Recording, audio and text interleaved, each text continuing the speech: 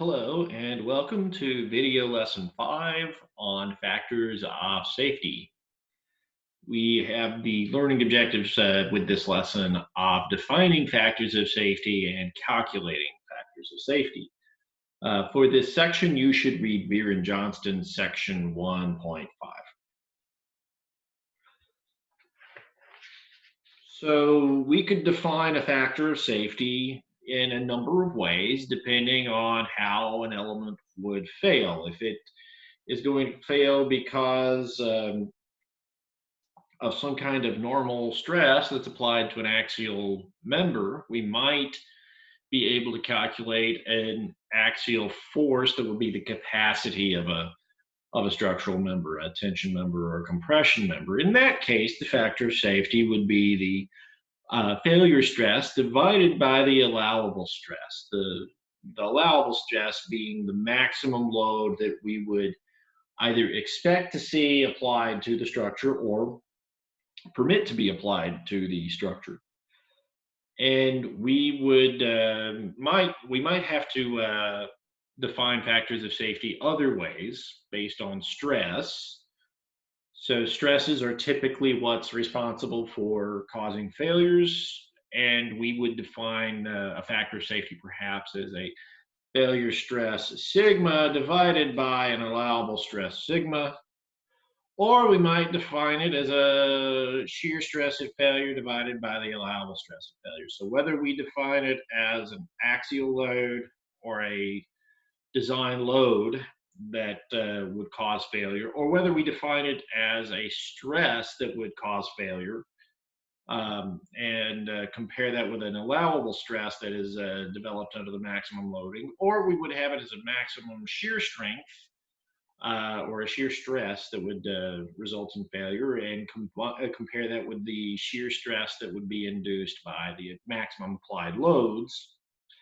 We would have the same concept that says the factor of safety always says the failure load divided by the factor of safety is always equal to the failure load divided by the maximum applied load. Factors of safety are typically greater than or equal to 1.0 unless in certain structural systems it's needed to make a system choose a more graceful failure path. There are some instances in the design of say aerospace systems where that factor of safety might be taken as zero 0.9 or something like that, but typically a factor of safety is going to be slightly conservative. Sometimes in steel we have it as 1.67 commonly, all the way up to 2. In some instances, it's as low as 1.5 if we were to do allowable stress design in structural steel. But you can see typically there's an element of conservatism in the design of practical structural systems. So let's consider this example. Let's calculate the factor of safety for this bar against yielding. So if I was to, so I've got the bar here. The cross-sectional area is 1 square inch. The yield stress for the steel is 36 KSI, and it's subjected to a loading of 18 kilopounds. Now I could approach this using either the definition of P failure over P allowable or sigma failure over sigma allowable, and I will do both of those. So for the first one, we would have the factor of safety equal to P failure over P allowable. So the failure load would be the cross-sectional area times the yield stress. We'll call this sigma yield for now, and we'll divide that by 18 kips, which is P allowable.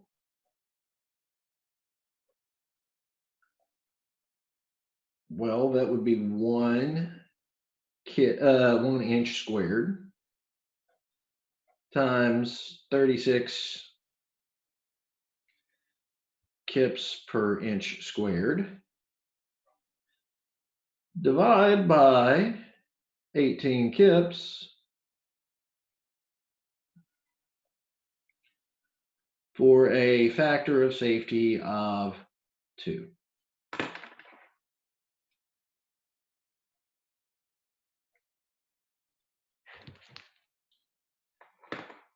Now, I could have defined the factor of safety a different way. I could have called it, I could have said the factor of safety is equal to sigma yield over sigma allowable. And in that case, it would be 36 kips per inch squared divided by 18 kips over 1 inch squared, once again for a factor of safety of 2.